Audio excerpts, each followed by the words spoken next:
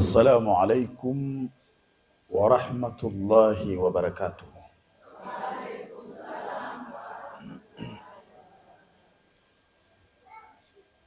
الحمد لله الذي بحمده يستفتح كل مقالة وبذكره يصدر كل خطاب وبفضله يتنعم أهل الجزاء والثواب وباسمه يشفى كل داء وبه تكشف كل همة وبلاء وإليه ترفع الأيدي بالتضرع والدعاء في الشدة والرخاء وهو السامع لجميع الأصوات على اختلاف اللغات فله الحمد على ما أسدى وأولى وله الشكر على ما أنعم وأعطى والصلاة والسلام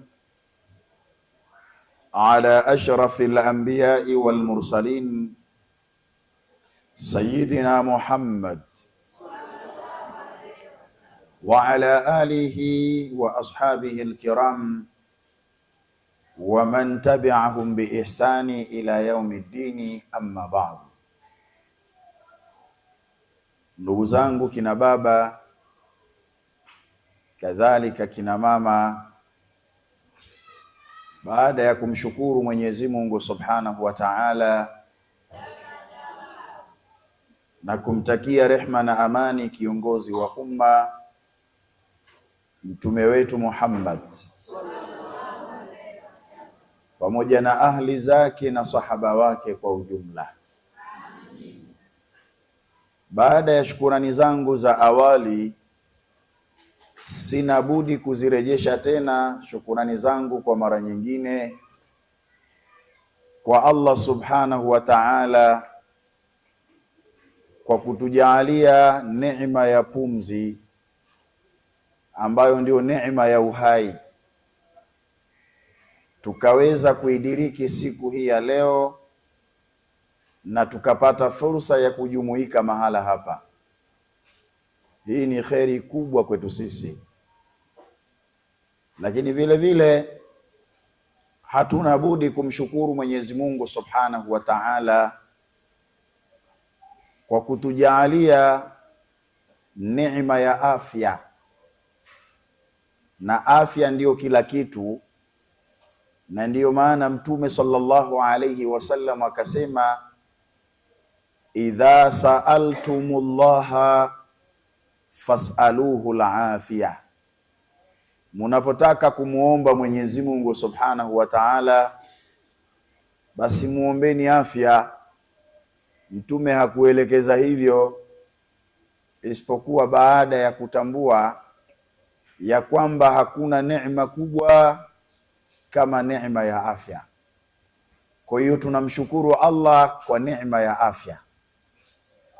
Hata kama afya yako haiko sawasawa kiukamilifu, lakini angalau unaweza kuamka, unaweza kutembea, unaweza kusafiri ukafika mahala hapa.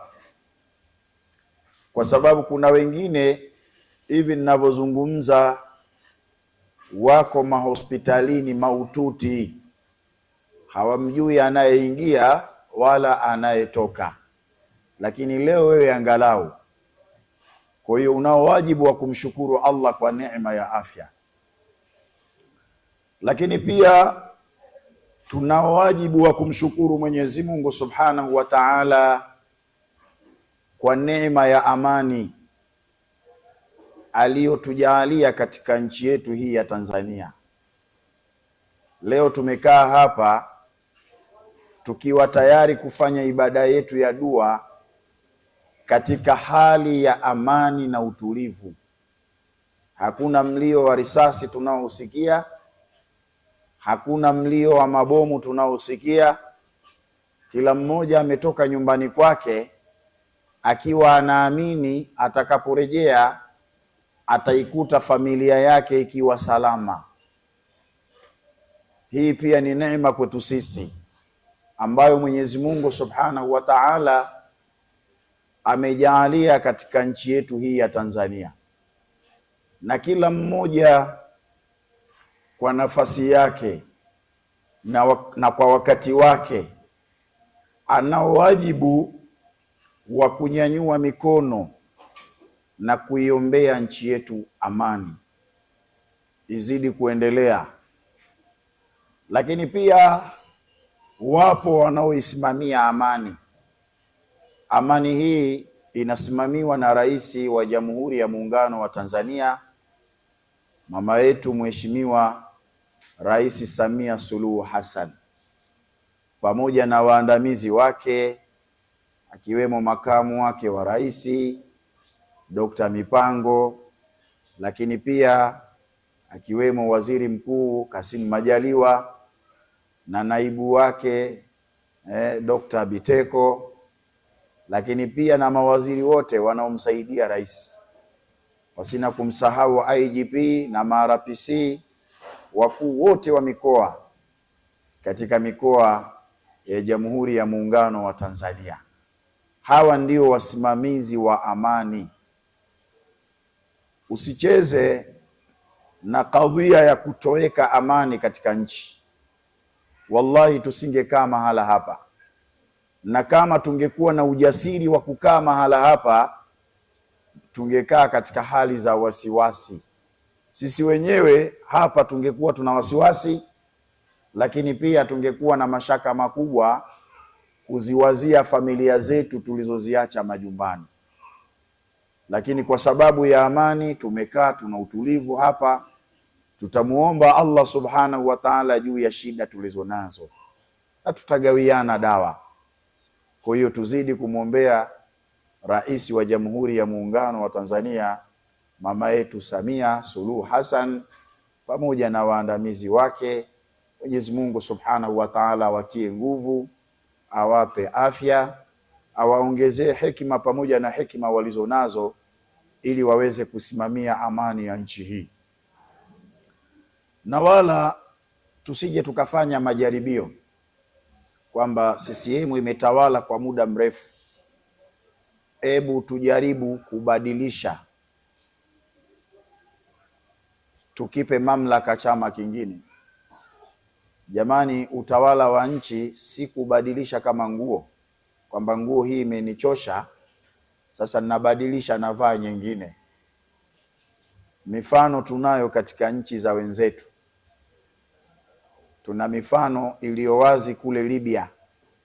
Gaddafi alikuwa ni mtawala bora, na raia wa nchi ile walikuwa hawana shida, wakilipiwa umeme bure, wanalipiwa maji bure, akimaliza kusoma tu anaandikishwa kazini, kijana akifikia umri wa kuoa anawezeshwa. Lakini wao walitamani kubadilisha tu maisha kama vile mtu anavyobadilisha nguo. Wakaamua kuandamana kwa kutumiwa na mabeberu, wakampindua Gaddafi na wakamuua. Lakini hii leo wanajuta yale yanayoendelea katika nchi ya Libya. Lakini pia tuangalie kule Iraki mpaka sasa haijatulia. Tazame Sudani hakujatulia. Mamia ya watoto wadogo wanaathirika, kina mama wanabakwa, mashule shuleni hakuendeki tena. Lakini pia tutazame hata hapa Kenya hapa, baada ya kuingia madarakani Rais Ruto, walijaribu kutaka kuandamana, maisha yakawa magumu kweli kweli. Sasa lile unalolitarajia kulipata kwenye chama kingine unaweza usilipate. Kuna usemi mmoja unaosema usiache mbachao kwa msala upitao.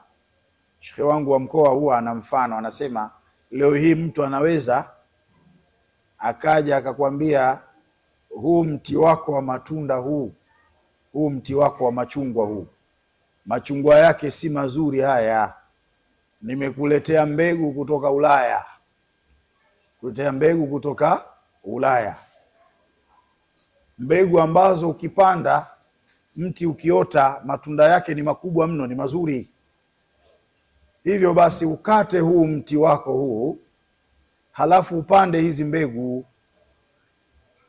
Sasa shekhe anasema na wewe ukikubali ukaukata ule mti, kisha ukachukua zile mbegu ndio ukapanda, ukaanza kumwagilia, kuulea ule mche mpaka ukakue, na haujui unakwenda kuzalisha kitu gani, wewe utakuwa huna akili. Unachotakiwa kumwambia kwamba mimi siwezi kukata mti wangu huu, kwanza tupande hizi mbegu, zimwagiwe, ziote, zikue, tuone matunda yake. Kisha tukiona matunda yake ndio tunaweza tukakata huu mwingine. Ndivyo ilivyo kati ya chama cha CCM pamoja na vyama vingine. Huwezi kusema kwamba chama hiki kitaleta maendeleo ukadharau maendeleo unayoyaona, ukadharau amani iliyodumishwa kwa muda mrefu na inaendelea kujengwa. Lakini hapa Mwanza tunaona inajengwa kuanzia Mwanza ikielekea Isaka. Lengo ni kukutana. Mtu anaweza akawa anafanya kazi Dodoma, analala Dar es Salaam, anafanya kazi Morogoro, analala Dar es Salaam. Mfanya biashara ana uwezo wa kutoka Mwanza akenda Dar es Salaam akachukua biashara zake na akarudi bila kuhangaika kulala gesti.